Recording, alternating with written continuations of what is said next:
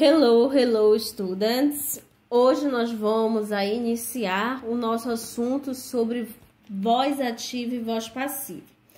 Esse assunto ele requer assim um pouco mais do desempenho de vocês, tá bom?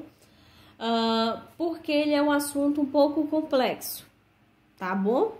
Então eu preciso da atenção de vocês, eu preciso que vocês tirem dúvidas. Hoje nós vamos estar iniciando falando sobre a voz ativa, certo? Em inglês. Quando nós falamos de algo ativo, é que está acontecendo e está praticando alguma ação, certinho? E aí nós temos aqui, a voz ativa em inglês é a mais usada entre os falantes, pois ela é mais direta e clara, tá bom? E aí, quando eu digo teacher, quando você fala de voz ativa, o que isso quer dizer? Quando nós falamos de voz ativa, é quando sujeito e verbo, o que acontece? O sujeito, ele que está praticando uma certa ação. Então, nós temos aqui que, na maioria dos casos, o sujeito, na voz ativa, é a entidade que efetua ou desencadeia uma ação. E o objeto é a entidade que vai sofrer o efeito dessa ação. Como que isso ocorre? Vamos lá, para a próxima imagem.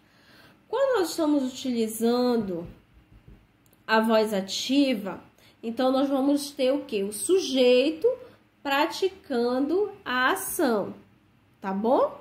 Ele vai ser o autor da ação. E aí nós vamos ter o quê?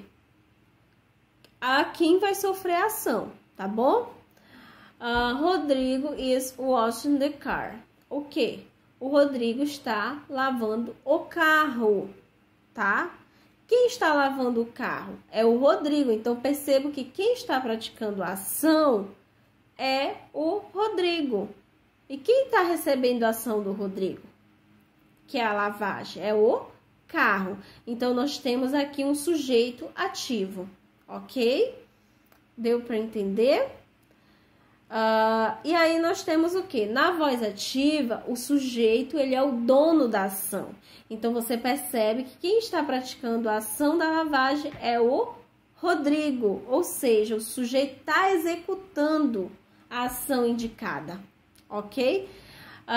E aí, nós temos aqui, he prepared his lunch in 30 minutes, ok? Ele preparou o seu almoço em 30 minutos. Aí você se faz a pergunta, quem preparou o almoço?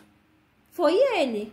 Então, quando você faz essa pergunta e você tem a resposta que foi ele, então você automaticamente já sabe que quem praticou a ação é ele. Pode ser João, pode ser Pedro.